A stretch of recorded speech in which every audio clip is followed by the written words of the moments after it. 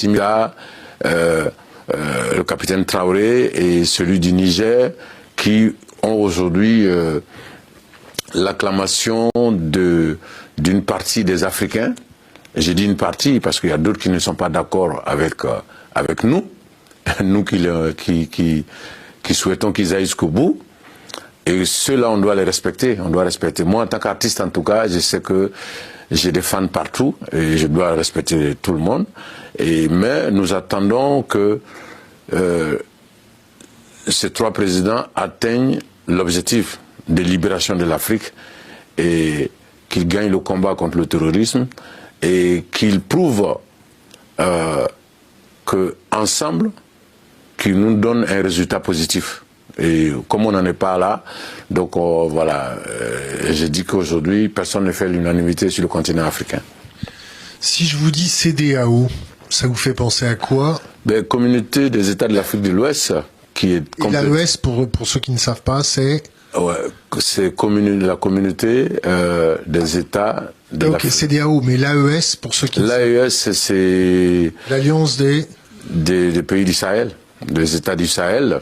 Voilà. Et donc la CEDEAO, elle a perdu sa crédibilité, complètement. Et la CEDEAO a perdu, c'est la communauté des États de l'Afrique de l'Ouest, c'est une communauté qui a été créée pour l'entraide, qui a été créée pour le rapprochement, qui a été créée pour la libre circulation dans nos pays, qui a été créée pour renforcer, pour que notre économie ait une force.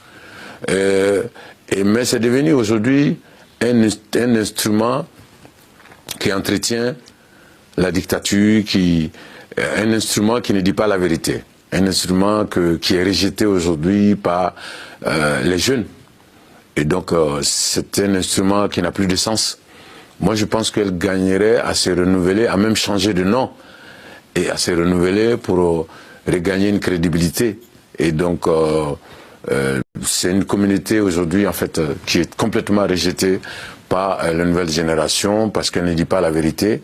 Voilà, je veux dire, elle prend position selon le visage de celui qui est menacé ou bien celui qui a fait des conneries. Et donc, je pense que c'est une organisation qui est complètement discréditée aujourd'hui et qui ne fait plus le poids. Et c'est pourquoi d'ailleurs les trois pays du Sahel ont décidé de la quitter. Parce qu'ils ont trouvé que ces trois pays trouvent que voilà, c'est une organisation qui ne joue plus le rôle qu'elle a joué dans les années 70 après les indépendances. Donc voilà, pour moi, elle gagnerait à se renouveler et à reconquérir sa crédibilité, ou elle gagnerait à disparaître carrément, puisque quand on n'est pas écouté en tant qu'organisation, il vaut mieux disparaître. Si l'Afrique arrive à avoir son indépendance en tant que continent, à faire, on va dire, une Union européenne africaine, ou du moins un continent qui fait bloc contre toutes les ingérences, que ce soit extérieures ou intérieures, ou pilotées de l'intérieur pour faire éclater l'unité. Si elle arrive à avoir ça, comment elle va faire pour résister entre le bloc américain, le bloc Chine-Russie et les restes de l'Europe? Comment elle va faire? Ce qu'elle va faire, c'est qu'elle va gagner tous les combats. Elle va gagner tous les combats parce que, vous savez, aux Nations Unies, on n'est pas écouté. Pourquoi? Parce qu'on n'existe pas vraiment, on existe en morceaux. L'Union européenne, c'est grand, c'est 26 ou 27 pays, je crois, 26, avec le départ de l'Angleterre, je crois. Et les États-Unis, c'est 50 ou 52 États. La Chine, elle est grande par sa puissance économique et par sa population, par sa marine. Voilà, par sa marine, en tout cas, c'est un grand pays. La Russie, elle est grande. Et puis la Côte d'Ivoire, elle est toute petite. Le Mali est tout petit. Le Burkina. Pas tout petit, c'est ouais. Mais comparativement aux États-Unis, quand vous avez 52 États d'un côté, et que vous avez la grande Chine, vous avez la grande Russie, la Côte d'Ivoire c'est tout petit, le Mali c'est tout petit. Donc il faut mettre tous les petits ensemble pour être un grand. Et en ce moment, on nous écoutera. Vous savez, l'Afrique a la majorité des matières premières dont les pays occidentaux ont besoin pour continuer leur développement. savez, quand vous parlez de café, voilà, il y a une grande majorité des Français qui se lèvent le matin, s'ils n'ont pas le café, ils pètent les plombs. Vous avez le chocolat qui vient du cacao. Alors, si vous dites aux petits Français ou aux petits Américains qu'il n'y a plus de chocolat, il y a beaucoup qui vont péter les plombs. Voilà. Et la Côte d'Ivoire est le premier producteur de cacao dans le monde, avec 40 ou 45%. Le Ghana est deuxième producteur avec 20%. Nous sommes déjà à 65%. Quand vous ajoutez les 15% du Nigeria, nous sommes à 80%. Quand vous ajoutez les petites productions de la Guinée forestière, les petites productions du Burkina aujourd'hui commencent à faire du café, du cacao. Et du bon.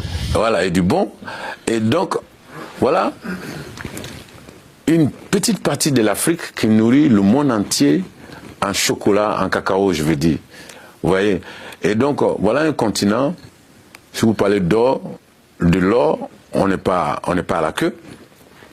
Vous parlez d'uranium, on n'est pas à la queue, on est devant.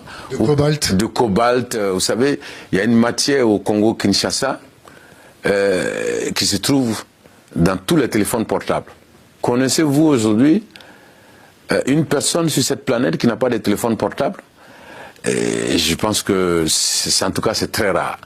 Et donc, ce continent-là ne doit pas être derrière, ce continent doit être devant. Nous devons être devant, mais nous sommes derrière parce que nous sommes divisés. Nous sommes derrière parce que nous sommes divisés en tout petits pays. Voyez un peu.